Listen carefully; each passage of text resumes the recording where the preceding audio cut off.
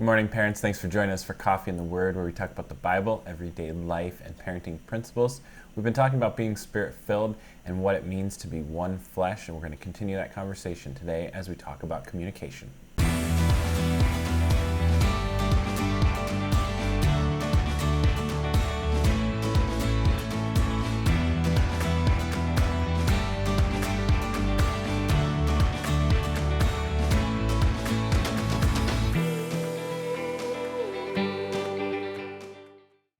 So we've been in Ephesians 5 for a while. We looked at the spirit-filled husband, the spirit-filled wife, and then the spirit-filled marriage, really, this idea of being one flesh. And we've talked a lot about being united in purpose, same spirit, same love, all of these different areas where we can be united. But I'm going to read Ephesians 5, starting in verse 31, where we've kind of landed for a little bit. It says, "For this reason a man shall leave his father and mother and shall be joined to his wife, and the two shall become one flesh. This mystery is great, but I'm speaking with reference to Christ and the church. Nevertheless, each individual among you also is to love his own wife even as himself, and the wife must see to it that she respects her husband." Okay, so we started with talking about the foundation of being one flesh, the purpose, why God created it.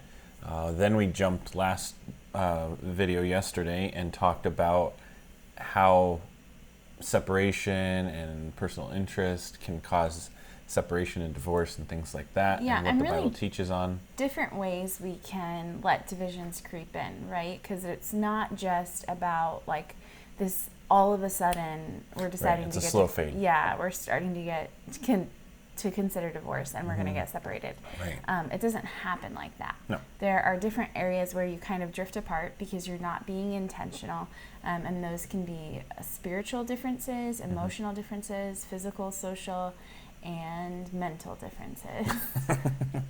And so we wanted to kind of give you guys some practical things that really guard against that drifting apart in your marriage. That build up, that encourage, rather than tear down and destroy. Right, and promote that unity and that one fleshness, which is so important as we parent, because our kids need to see that commitment to one another and not worry about mom and dad and how things are going there. So, well, the foundational principle that we've talked about from the beginning is subjecting yourself to one another, and we start there with that idea.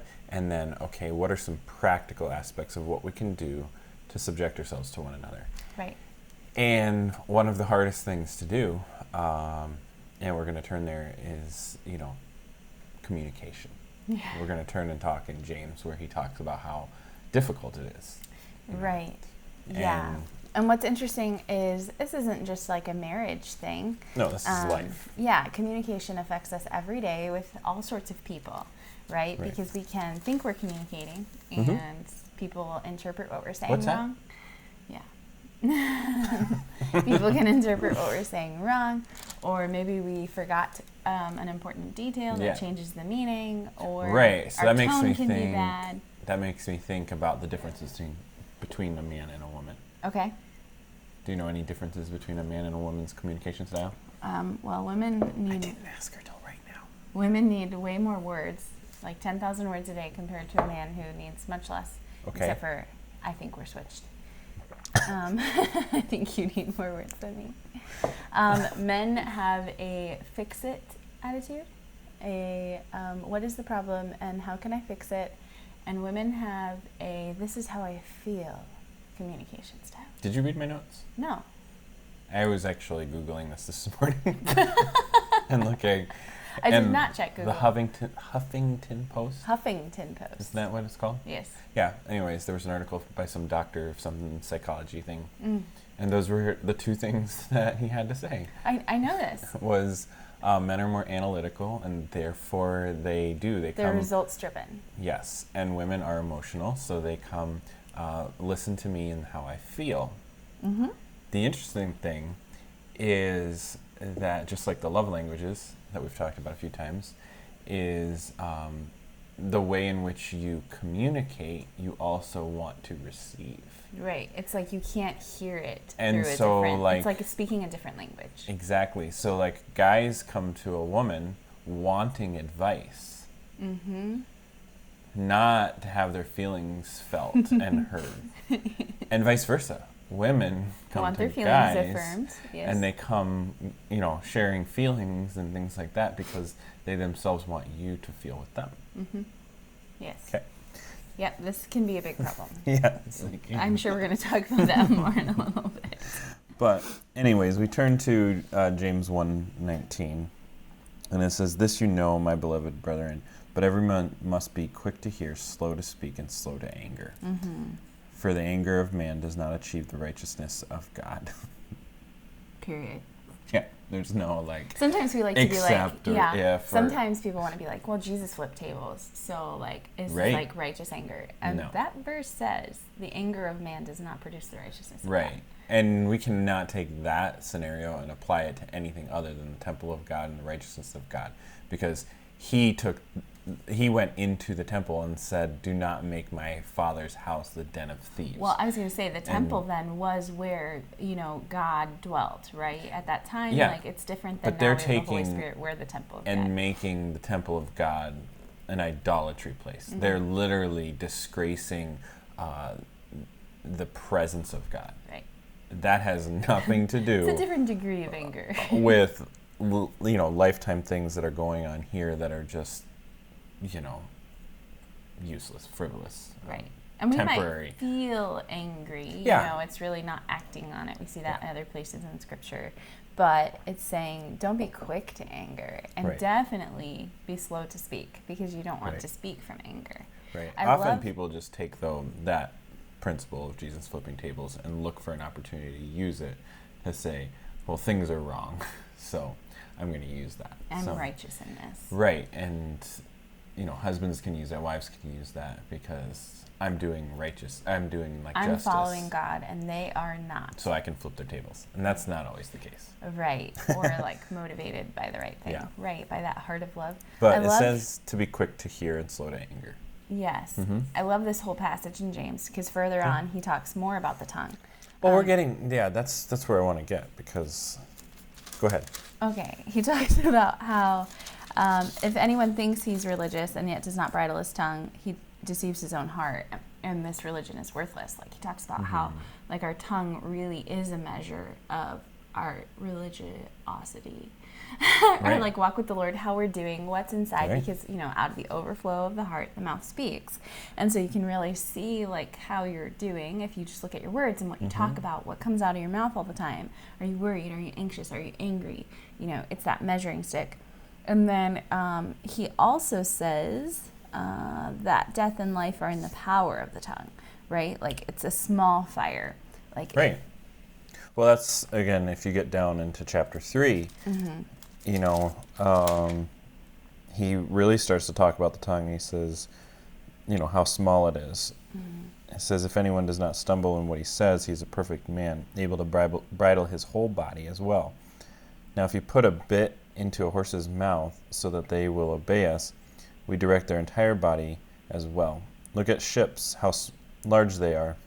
Though they are so great and are driven by strong winds, are still directed by a very small rudder wherever the inclination of the pilot desires. So the tongue is a small part of the body, yet boasts of such great things. It's such a tiny little thing. And it's so powerful. Because then he goes on, see how great a forest is set aflame by such small fires. And yet the tongue is a fire, the very world of iniquity. The tongue is set among our members, as which it defiles the entire body, and sets on fire a course of life, and is set on fire by hell. For every species of kind of bird, reptiles, creature of the sea is tamed, and has been tamed by the human race. But no one can tame the tongue. It is a restless evil, full of deadly poison. Little neat fact in there. You can see Genesis, Happening with the taming of the beast, yeah. and our purpose. Yep. It's so interesting because he says, if you can tame your tongue, you can tame your whole body. You think about one of the fruits of the Spirit is self-control and how we are supposed to be diligently guarding against different things. But the area that is hardest to exercise self-control is our tongue, our words. And if you could do that, then anything else is just a small thing. Right. I see you brought breakfast to the party, also known as dessert. No. Pumpkin pie.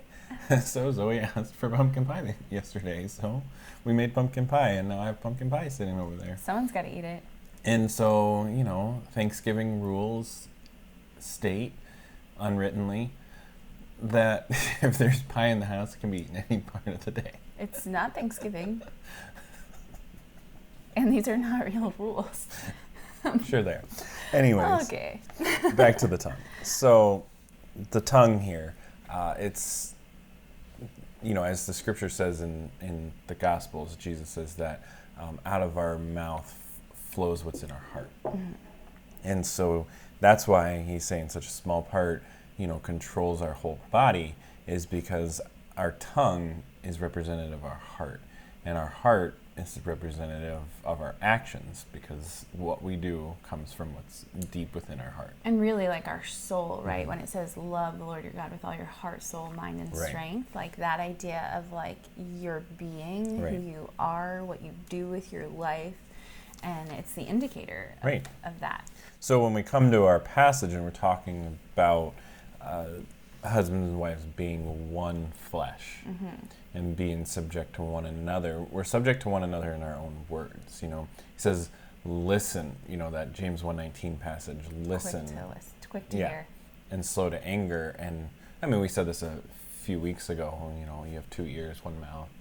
Listen twice as much as you speak. Yeah. But it's really, as the one flesh aspect, looking at how can I use my speech for positive, not negative. Right. Is this fitting? Is this the need of the moment? Is this gracious, seasoned with salt? Giving grace to all those who hear. Right. The Bible talks a lot about our words. You read this yesterday, jumping ahead, but in 1 Peter 3:8 it says, to sum it all up, all of you be harmonious, sympathetic, brotherly, kind-hearted, humble in spirit, not returning evil for evil, insult for insult, but giving blessing instead. Right. See, often we get frustrated and we get mad at life situation. You didn't wash the dishes, you folded the towels wrong, you ran a stop sign, you said cut you'd be somebody home off. 2 hours ago. Yeah, you throw any life scenario and you get frustrated in the moment, and then you react to the situation, then respond. Responding would be taking this passage, memorizing it, thinking about it. Thinking before you speak. And then when you get in that situation and Lily and Zeke are going, Mommy, I want milk, Mommy, Mommy, Mommy. And Mommy for the 5,000. And you're cooking dinner at the same time, and then your husband walks in and asks some oddball question about camp. This isn't from our own life at all. No, not at all. And then you silently don't respond, and I'm like, what's wrong? And you go, I'm fine. No, I say, I just can't think about it right now. So what's interesting... Preparing your heart and mind before those moments happen. Right. So what's interesting is when we are hurt, we want to hurt others, right? Because we want them to realize like how badly we're wounded. If I don't speak up... Yeah, you're a woman. You want me to feel with you. What I feel. If we don't speak up about what we feel, if we don't hurt others, then how will they know? Mm-hmm. We could communicate like grown adults, but we don't do that. Instead, we try to use our tongue, our words, to like insult and to wound. Proverbs talks about this in Proverbs 12:18. It kind of just insulted people. We could act like grown adults, but we don't. It was directed towards myself. Oh, okay. Proverbs 12:18 says, but there's one who speaks rashly like thrusts of a sword. Right. But the tongue of the wise brings healing. We do this. We use our tongue like a weapon, like thrusts of a sword. When someone is not even looking, we'll just jab them in the side with our words to wound them the way that we feel wounded. Right. And it says that they speak rashly. They're not thinking about the effect of their actions. Like, yeah, I might feel good in the moment because they understand how I feel, but long term, there's no trust there. I've lost the right to speak into their life. My testimony is ruined.